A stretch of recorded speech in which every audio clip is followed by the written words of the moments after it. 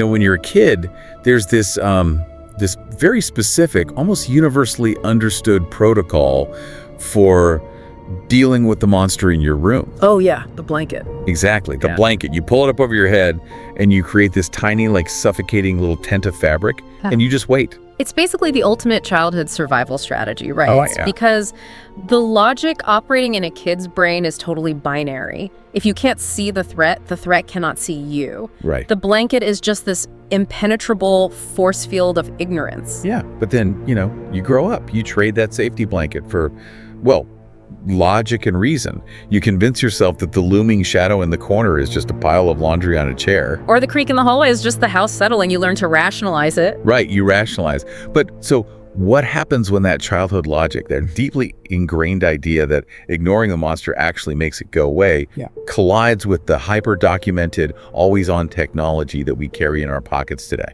Right. What happens when you can't just close your eyes? Because the screen is literally forcing you to look. I mean, that collision creates a terrifying intersection. We use logic to build these psychological walls against our fears, but technology acts as a bypass. It strips away the plausible deniability we rely on to feel safe in the dark. Well, welcome to today's deep dive. We are looking at a deeply unnerving narrative from a source called Unreal Tales.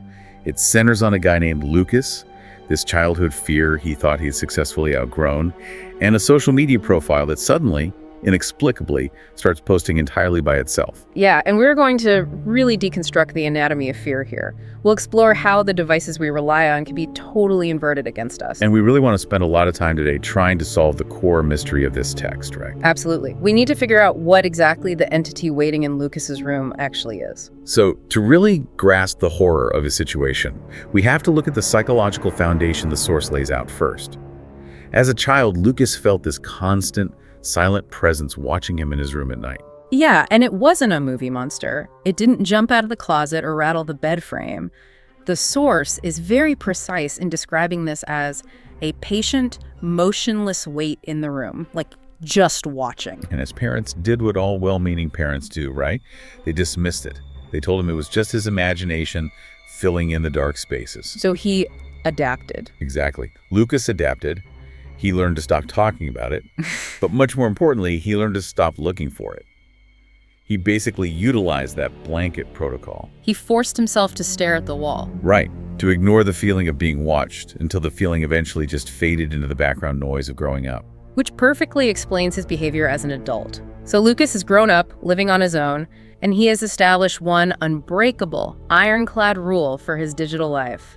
He never ever posts photos from inside his home. Yeah, and he tells his friends it's a matter of privacy. Right. But wait, hold on. Let's look at this objectively for a second. We live in an era of data scraping, geolocating, open source intelligence. We all instinctively curate what we show online now. Oh, for sure. People blur their backgrounds on video calls just to hide their messy kitchens. Yeah, so keeping the inside of your house off the internet isn't some trauma response. It just sounds like really good, modern cybersecurity hygiene. Why does the narrative frame this as him hiding from a childhood monster rather than just, being smart? Well, it looks like cybersecurity on the surface, but the text explicitly dismantles that defense. It tells us that deep down, Lucas was burying, and I quote, something older. Okay, what does that mean in this context? So if we examine the psychology of a photograph, right, a picture doesn't just capture a room, it captures an objective reality. Right. If you are sitting in a dark room and you think you see a shadow out in the corner of your eye, your brain can rationalize it. You can tell yourself it's just a trick of the light. You maintain plausible deniability. Because memory and perception are totally flawed. You can talk yourself out of being scared. Exactly. But if you take a photograph of that empty room and there is something standing in the frame that shouldn't be there, your plausible deniability is completely destroyed. The camera lens does not hallucinate. Right. You cannot unsee physical proof. So by refusing to photograph his interior spaces, Lucas isn't protecting his data from hackers. He's protecting his own fragile reality. He's actively preventing a visual record of what might already be inside the house with him. Think about your own digital habits for a second. Think about the space you are in right now. The rules you have about what you share online might seem entirely rooted in modern privacy concerns. But, what are you subconsciously trying to keep out? Or in Lucas's case, what are you trying to avoid accidentally looking at? Yeah, he spent decades building this digital moat around his life. And that moat collapses entirely at 11:47 p.m. on a random Tuesday. Oh man, the inciting incident. So Lucas is just sitting in his living room, winding down, and his phone vibrates on the coffee table. It's a standard push notification, right? Your post received a comment. But the immediate confusion sets in because Lucas hasn't posted anything in weeks. He opens the app, and that confusion instantly turns to absolute dread. Because sitting right there on his profile is a new photo, posted just 2 minutes ago. And the composition of this first photo is the mechanism that just breaks his reality. It is a picture of his own bedroom. Yeah, the bed is slightly unmade, the bedside lamp is off, the door is cracked, slightly open. It perfectly, flawlessly mirrors the exact physical state of his room at that very second. So Lucas's brain obviously goes into overdrive, trying to build a new rational wall. He scrambles for a logical explanation. He pulls up his login history, he checks his connected devices. He digs through all of his security settings looking for a compromised password or like a glitch or a rogue third-party app. He is so desperate for this to be a cyber attack. But the system is pristine. There are no unknown IP addresses, no unrecognized devices anywhere. The desire for a cyber attack is fascinating, honestly, because a hacker is a human threat. A human threat can be reported, tracked, and stopped. But as Lucas is staring at the screen, failing to find a digital fingerprint, the narrative shifts entirely away from a thriller and plunges straight into supernatural horror. Yeah, he looks closer at the photo on his screen, and in the background, standing in the darkness behind that slightly open bedroom door, is a shape. A shadow standing perfectly still. Now, I have to pause here, because if I am Lucas, and I see a photo of my own room, taken from inside my own room, and I spot a silhouette hiding behind the door, I'm not thinking about the silent watcher from when I was 8 years old. What are you thinking? I am thinking there is a man in my house. I am grabbing something heavy, slipping out the front door and calling 911. Like a home invasion is terrifying, but it is grounded in the real world. Why doesn't he just react to a physical intruder? Well, because the entity doesn't give him the time to formulate that thought. The pacing of the events is the entity's weapon here. Oh, because of how fast the notifications come. Exactly. Before Lucas can even process the idea of an intruder, before he can stand up or reach for a weapon, his phone vibrates a second time. Another notification. A second photo is posted instantly, and this time it is a picture of Lucas himself, taken from behind, showing him sitting on a couch, staring terrified at the hallway. The implication of that timing is paralyzing. It really is. Think about the physical mechanics required for a human intruder to execute that sequence. A person would have to step out from behind the door, move silently into the living room behind Lucas, frame the shot, take the photo, navigate the app, upload the image, and hit post. All in a matter of seconds. Yes. All without making a single sound, while Lucas is in a state of hyper-alert paranoia. The immediacy of that second upload completely shatters the home invasion theory. A human being just cannot move and operate a device like that. And if you've ever checked your phone in a pitch-black room, you know how blinding the screen can be? Your pupils constrict to focus on the text, and everything beyond the edge of the phone just disappears into an impenetrable black void. So the device that is supposed to connect him to the world is actively blinding him to the physical threat standing just feet away. Wow. Yeah. The entity is using the phone to bypass physical constraints. It is reacting to his fear in real time. Which forces Lucas out of paralysis and into a state of absolute frantic panic. The rational walls have crumbled, so he dives headfirst into the irrational. He starts tearing through his old digital archives. Old hard drives, cloud backups, childhood videos transferred to digital files. He is searching for proof that he isn't losing his mind. And he finds it. He finds the historical anchor of his trauma. The source describes this discovery with chilling clarity. It's an old home video. A very young Lucas is sitting on his childhood bed, laughing, talking animatedly to someone just out of frame. Yeah. But as the adult Lucas leans into the monitor, peering through the digital grain of the old recording, he sees it. Deep in the background, blending into the shadows of the closet, is the exact same silhouette, standing, notching. And the second he recognizes the shape on the old video, his phone vibrates again. A direct message drops into his inbox, sent from his own account. It says, "You used to see me." The weight of that phrase. Yeah. It redefines everything that has happened in his life up to this point. It completely flips the script. It reminds me of the way certain types of malicious software operate, Like you can have a dormant virus sitting deep in your computer's registry from the day you unboxed it. Right, a sleeper agent. Yeah. You go about your life, you pay your bills, you think your firewall is doing its job.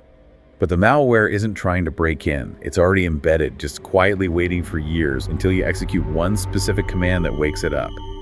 Lucas thought he had outgrown the monster. And to take that analogy further, the virus in this narrative didn't activate because of a specific keystroke. It activated because of a shift in perception. A shift in perception, how so? The text makes a crucial point.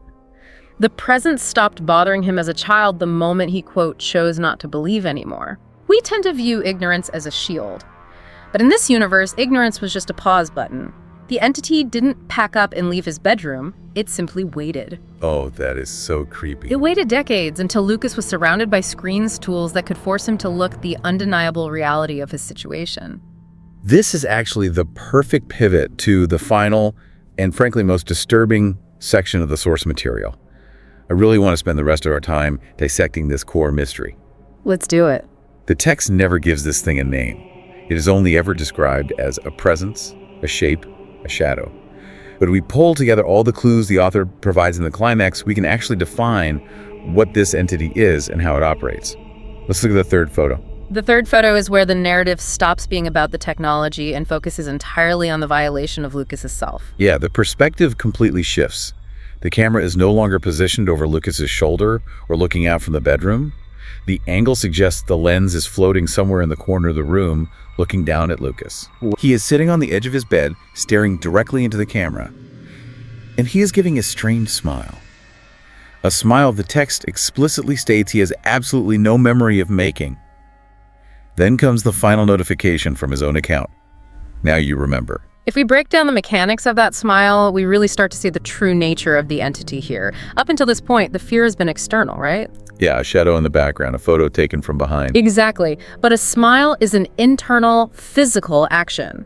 By forcing Lucas to smile for a camera he doesn't remember looking at, the entity is demonstrating that it doesn't just occupy the physical space of his house. Wait, you mean? It occupies his physical body. It possesses a terrifying level of psychological and physiological control. It bypassed his conscious mind entirely to pull the physical levers of his face. Oh, wow. It blurs the line between the watcher and the watched. It's not just taking a candid photograph of a terrified victim, it is actively posing him like a mannequin. And it feeds on the act of being witnessed. The message, "You used to see me," proves that the entity is entirely symbiotic with human attention. It withered into a dormant state when a child decided to stop looking at it, and it regained its agency only by forcing an adult to look again. It requires an audience to manifest its power. Add to that its relationship with the digital infrastructure, right? The entity doesn't hack the code of the social media platform. It fuses its ancient silent presence with the modern medium. It's using the tech. It uses the app not as a communication tool, but as an extension of its own unblinking eyes. The instantaneous shifts in camera angles without any physical device moving in the room suggests the entity is the lens. Which brings us to the absolute most chilling detail in the entire source. Yeah. The aftermath. Oh yeah, this part is wild. The narrative explains that in the days following that night, Lucas's profile remains active. It continually posts dark, grainy, disjointed images of Lucas trapped in his room. But there is a pattern to these ongoing posts. Really specific pattern. Right. In every single new image, Lucas is never looking at the camera. The text specifies that his eyes are always locked onto something hovering just behind the lens. That detail is the absolute masterstroke of the horror for me. Because if Lucas is looking behind the camera in every shot, it answers our biggest question.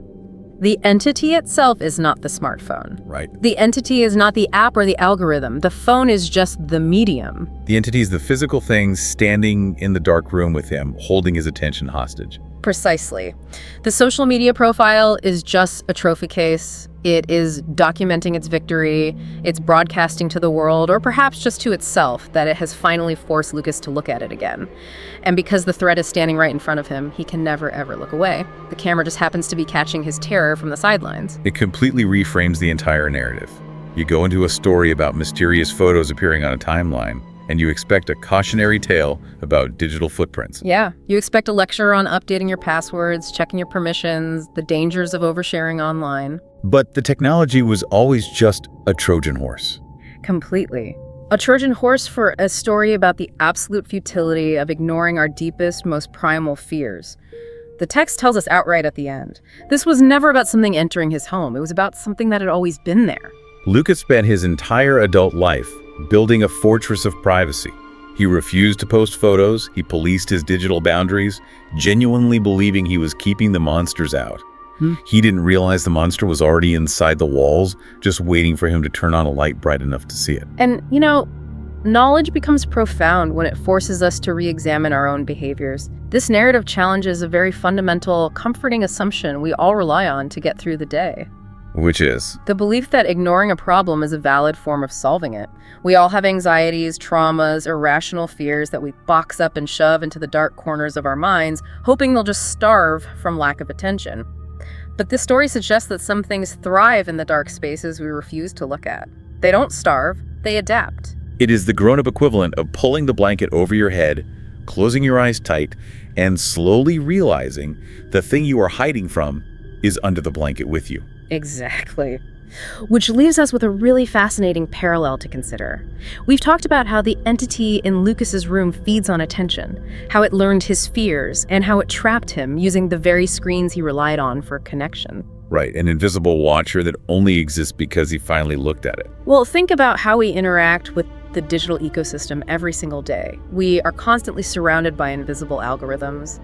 They watch our behavior silently. They learn what makes us anxious, what captures our focus, and what scares us. Oh, yeah. They feed entirely on our attention, serving us endless feeds that keep our eyes locked on the glowing rectangle in our hands. And if we just put the phone down, if we walked away from the screen, those algorithms would essentially cease to exist for us. They would lose all their power over our reality. But we don't put the phones down. We can't look away. So the most terrifying thought isn't that there is a supernatural shadow waiting in your bedroom closet.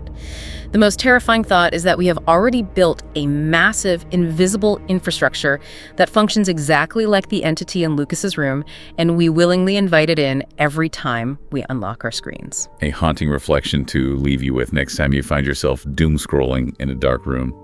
Thanks for joining us on this deep dive. I'll catch you next time.